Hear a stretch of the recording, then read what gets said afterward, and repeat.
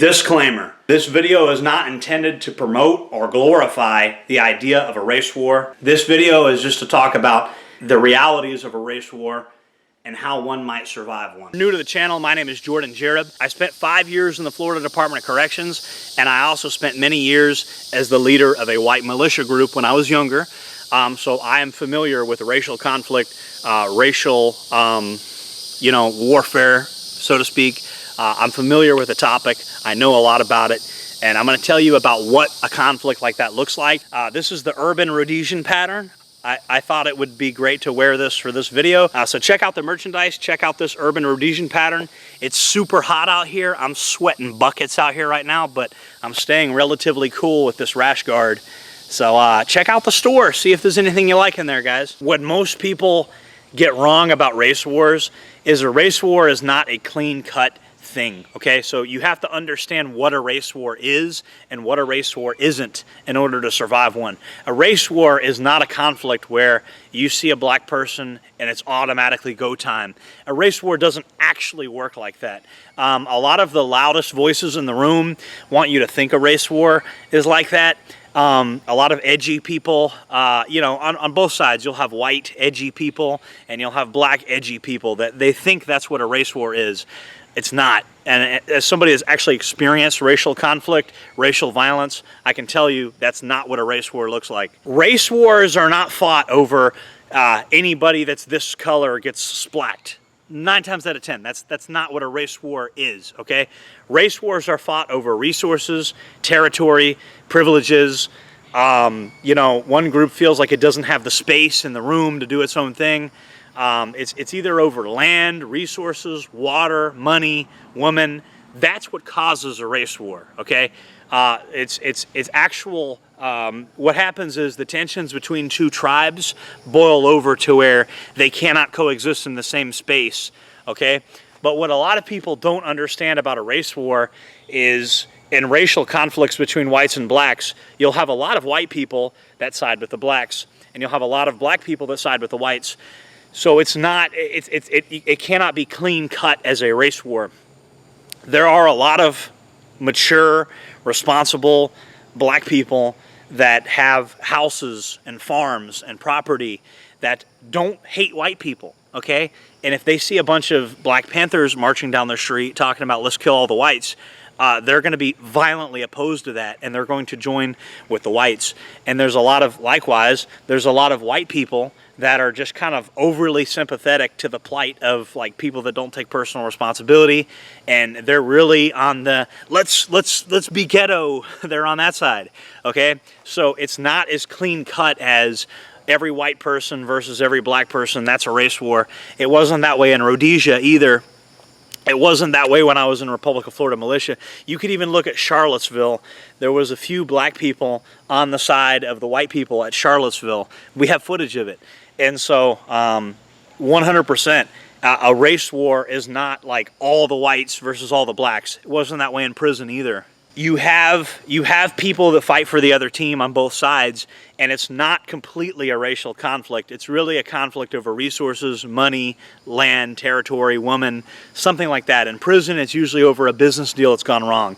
It's usually over some material resource, okay?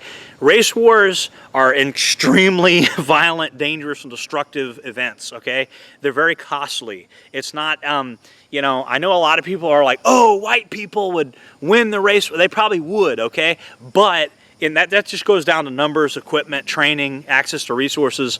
Logistically, white people would probably win a race war, but the idea that white people would just overwhelmingly win with no losses, no, there would be significant losses. There's a lot of white people that are fat, out of shape, don't know anything about combat, don't know anything about tactics, and there's a lot of black people that grew up in poor neighborhoods that have a surprising amount of like urban warfare kind of stuff that they've just picked up, and the fact that they're still alive in that environment knows they know a couple things, they know that they can get behind the engine block of a car.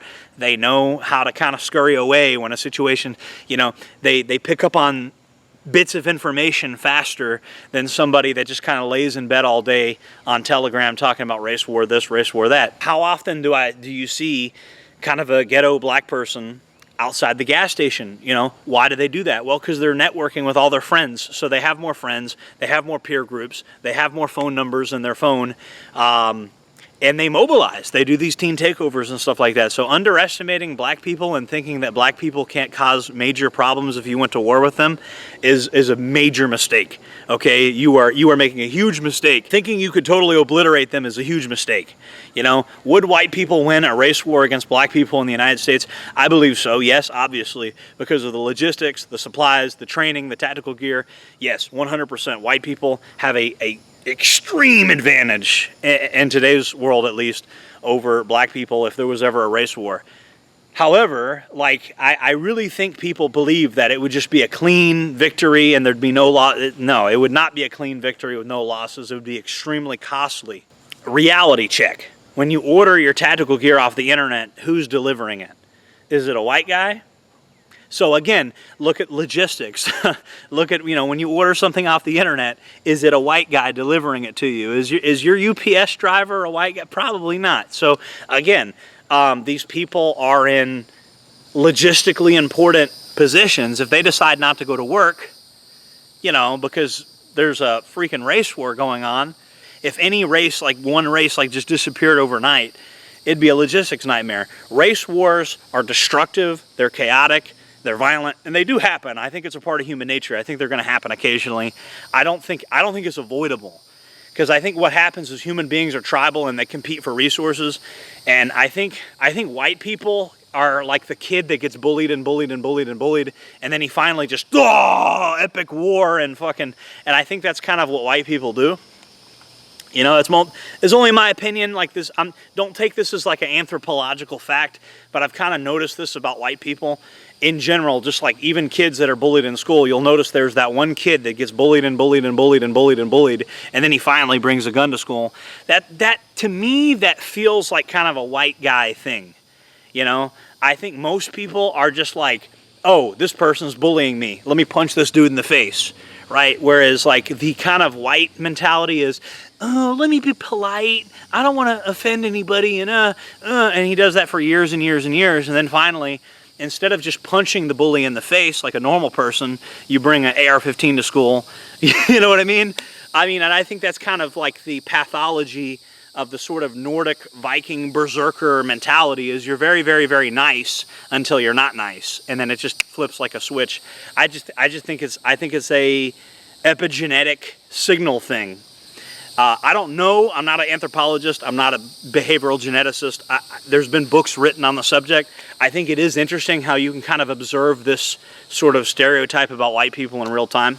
Yeah, race wars. You know, look at Rhodesia, look at South Africa. It's not as clean cut as all the white people versus all the black people. Even in a conflict like Northern Ireland, you know, it gets really shifty. Yeah, alliances kind of shift. Is it the Catholics versus the Protestants? But what if there's some Protestants that, you know, secretly want a united Ireland? And like, there's a lot of different weird alliances that people aren't even aware of from the Troubles period of Northern Ireland. There's definitely Protestants that wanted a united Ireland that was Irish. It definitely existed. So it's not, you know, it gets really, really complicated, you know, especially when you have people that have known each other and been in close proximity with each other for generations. Okay, the battlefield in a place like Yugoslavia, you know, they share different cultural backgrounds, but they've intermingled with each other for generations. So, you know, there's a hatred between them, but there's like a love-hate relationship between them. If you look at like the Armenians and the Azerbaijanis, if you look at the Indians and the Pakistanis, there's actually a very strange love-hate relationship with these people. These people can actually kind of get along if they're not like forced in the same room together. And I think that's just a fact of adulthood as well. Have you ever noticed there's somebody you can get along with well if you're not forced to be in the same room with them for like, I think that's just a reality of maturity and adulthood. And like, you need to have the same mentality with how you run civilizations, okay? You need to allow people to have their space. That's why Return to the Land shouldn't be sued out of existence. Because if you allow these people to peacefully just have their own space, what is the problem with that? What's the issue with that, right? That actually diffuses racial conflict. It allows people to have the option to have their own space, to have their own cultural and ethnic autonomy. So again, that's how you stop a race war from happening. In terms of how you survive a race war, you have to be situationally aware, and you have to know who the players are, and you have to be able to identify who the players are in the conflict. You have to know who the tribes are, who the organizations are, who the belligerents are, and you have to really look at these shifting alliances. And I tell you, who's really used to shifting alliances of organizations? Bloods, Crips, GDs, folks. That's just a regular day in the hood. They're used to it. So again, you know, I've dealt with it in prison, constantly shifting alliances of different organizations. I'm used to it. So I know that that's what a race war actually looks like. It's chaos. It's not as clean cut as people want you to think it is. People think it's every white person versus every black person. That's what a race war looks like. And I think it can devolve into that. I think if it got crazy enough and chaotic enough, it could turn into that. But it would never start that way, and rarely would it ever end that way. Things would have to really get heated, because what would have to happen is the most radical, crazy people kind of end up surviving because they're just the most ruthless, and they start killing off their own less radical people. And so that's how that could evolve into total warfare. But in reality, most race wars don't look like a race war. They're just way more complicated. You can look at the Rwandan genocide, you can look at Rhodesia, South Africa, you can look at these conflicts, you know, Northern Ireland, Yugoslavia. You can look at these conflicts all over the world. A race war does not look as clean cut as people think it does. Guys, if you like this video, make sure to like, comment, subscribe, hit the bell icon. See you guys on the next one. Jordan Jareb signing off.